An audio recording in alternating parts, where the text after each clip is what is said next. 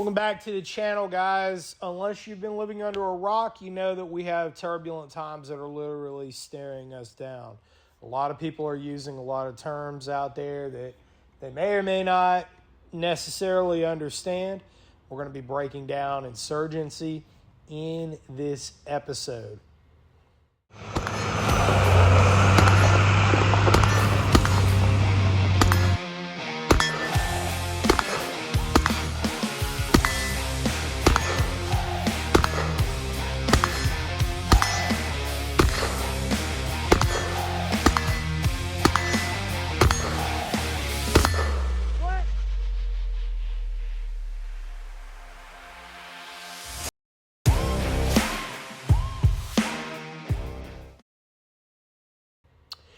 All right. First and foremost, obviously the wake of the assassination of Charlie Kirk, something that broke down on Radio Contra. A lot of people are talking about this. We know a lot more now, and if you have two brain cells and are politically aware, you know who and what is actually responsible for this. It's no surprise that we've been calling this out for years. The original Brushbeater blog's been around for a decade now. We are now entering in our 11th year. 11th September 2015 is when it went live. And we're in here in the shop, and we're going to be talking about specifically insurgencies, something that I know a lot about. A few professional schools for the topic. Both in the fomentation of them and then in the counterinsurgency part of it, teaching it both in academia as well as on the .mil and the .gov side. So we're going to talk about this. First and foremost, we know that the paramilitary group Armed Queers Salt Lake City has been ascribed responsibility for this. There's a lot of tinfoil hat conspiracy stuff coming out of it. Like, look, folks, here's the reality. Charlie Kirk was shot by a 30-06 rifle. That shot was taken from a rooftop. I say that as someone who is uniquely qualified to speak on the topic. You know, we saw the video, unfortunately, when we were live here in the shop. I'm fairly certain I called that out as soon as I saw it, that was at least a .30 caliber bullet. The only detail that I got wrong was due to the sound and the lack of echo in the amphitheater. It sounded like it was a much closer range shot than it ended up being. So, you know, with that said, the whole thing is tragic and one that I think, unfortunately, moving forward, paints a not so rosy picture about our near future. Understand that this scenario and this type of thing is exactly why I've worked the way that I have and done all the things that I have over the past decade. This is literally why I have written the books that I've written. This is why I've done what I've done, because I've seen this threat up close and personal, and I know that this is a direction that the militant left is headed here in America. So let's talk about this. Again, people like using terms they don't necessarily understand. At the beginning of any course, you need to describe terms. I've got sitting here, and we'll be breaking this down further, I think, because this is asymmetric warfare is a concept that most Americans can't really wrap their mind around. But I like using the Eris resistance pyramid, also known as the Soro resistance pyramid. This is taught in special operations schools, specifically for insurgencies.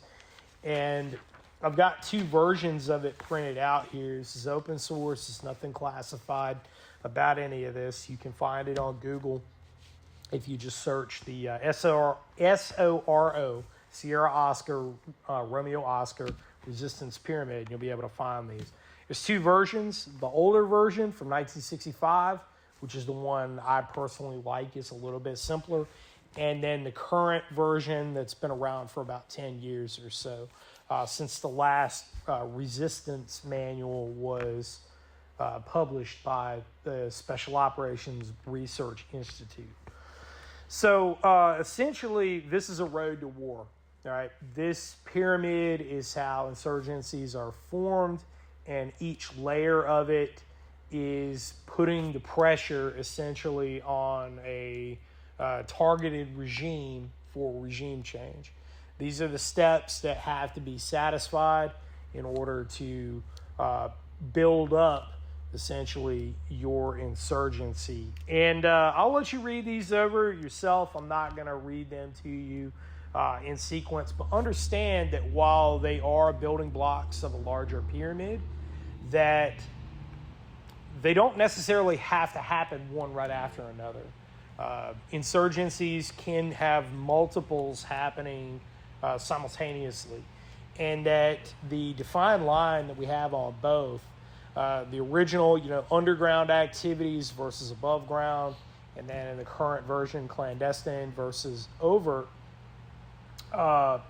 they don't necessarily have a defining line between them either. So, the old style list here, you got increased political violence, terror, and sabotage. I would say we're there. Okay. We're absolutely there. And then just above that, minor guerrilla actions. Minor guerrilla actions are assassinations. Okay. They are armed demonstrations. These are activities that groups are going to carry out. We've already seen this. All right. It's difficult for people to wrap their mind around because they have this normalcy bias, but they absolutely do. All right. When you look over at the current version of it, again, right here, increased political violence, terror, and sabotage. And then just above that, you see shadow governance activities. All right. What is a shadow government? Well, people talk about the deep state, the administrative state, whatever you want to call it. That is a shadow government, all right? You talk about people like John Brennan. That's a shadow government. And if you don't think that those people still hold power and hold influence in our government, you're dead wrong, all right? We know that they absolutely do.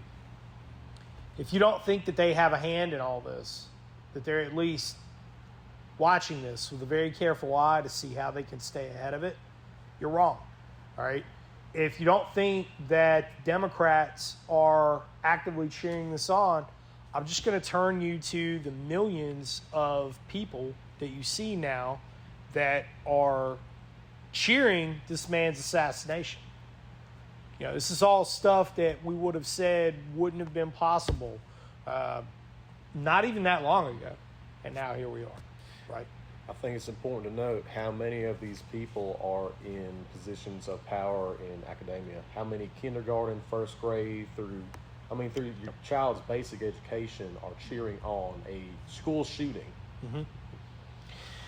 Now, it's important to point something out here. Every insurgent movement does have outside nation support in one way or another. Every one of them did. Like when we were fighting in Iraq, you had Iran, you had to a lesser degree Turkey and Saudi Arabia, Qatar, Afghanistan. You certainly had an Iranian component to that. You had a Pakistan component to that. You had a Chinese component to that, right?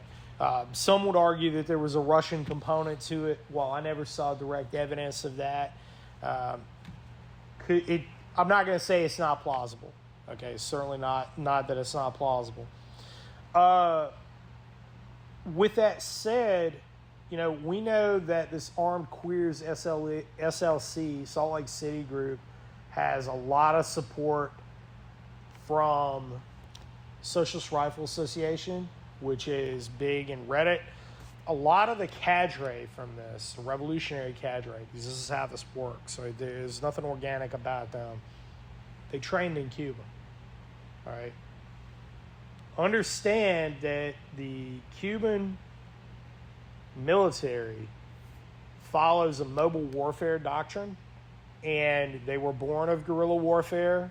They look at Che Guevara's guerrilla warfare manual as the Bible, essentially, of how to fight. And that's why you see this pop up on college campuses the way that it does. The revolutionary cadre from this group went to Cuba to train. Like this is indisputable. There's videos of it. You got all these, wild-eyed conspiracies. People are saying, oh, Israel's behind and all this stuff. Hey, maybe Charlie Kirk took some money from some people that maybe he shouldn't have. All right. Maybe he got into bed with a social influence campaign that maybe he ran afoul of. And, hey, it's a shady business, okay? It's definitely a shady business. But don't ascribe the wrong conspiracy to what's actually staring you in the face, okay? Don't do that. And what we see right now is coming out of Cuba. Venezuela's tied to the hip to that. Russia is tied to the hip to that. There it all is, okay? I really don't know how else to explain that. So with that said, what are you in store for? All right, this is kind of the fundamental question that everybody has. Where do you go and how can you be best prepared for it? How can you navigate those waters? First things first, if we look across the pond to Berlin, Berlin has suffered yet another sabotage attack on their power grid, right?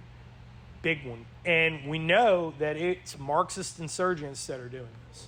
Like, they're claiming responsibility for it. They're up front. They're telling you that, right, to your face. You got to know that that's going to happen here. There's already a precedent for it. This is exactly what they're going to do, right? They're going to continue to do this. We saw Moore County, right? That happened in Moore County. Oh, and who was at the center of that? A trans activist, by the way, right?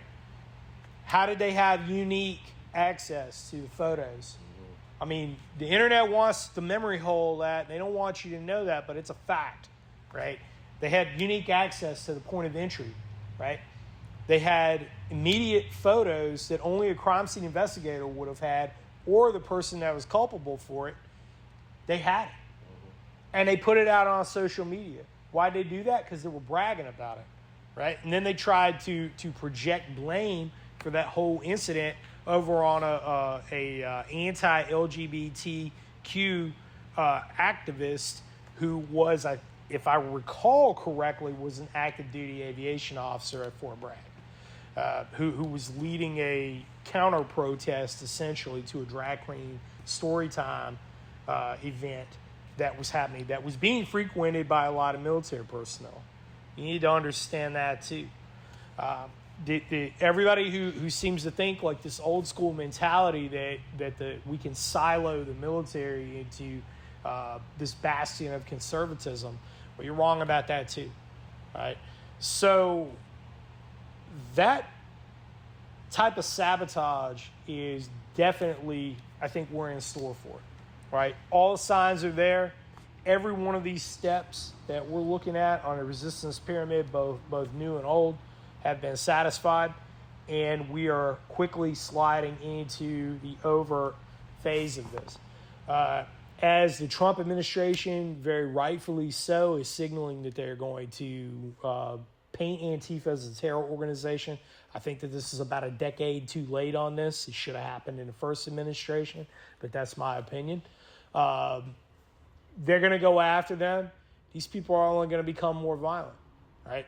Plain and simple. They're not going to back down.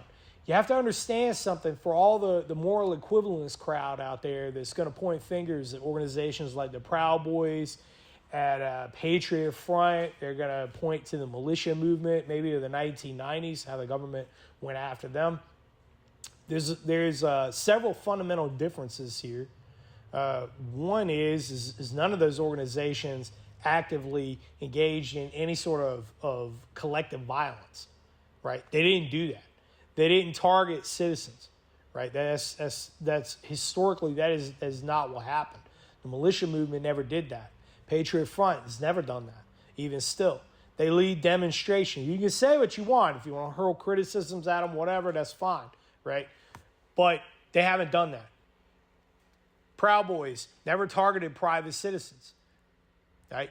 They never did any of that. You are seeing that out of Antifa. They sieged a federal courthouse in Portland, Oregon in the first Trump administration for 67 days, ladies and gentlemen. 67 days, and you never heard about it because their allies in the media covered it up. You want to talk about bombing campaigns? Fox News van in Utah firebombed, and now they've got 4 suspects, not just 2, but 4. This is all a coordinated effort. And either you see it for what it is and you begin to take note, or you don't. Now, let's talk about what you need to do to be prepared for this. First things first, you need to be the asset, not the detriment. All right? You need to be there to bring as much as you can to your community as possible. You're not going to be able to fix things at the national level. And this hero syndrome, main character syndrome, it seems like a lot of people have.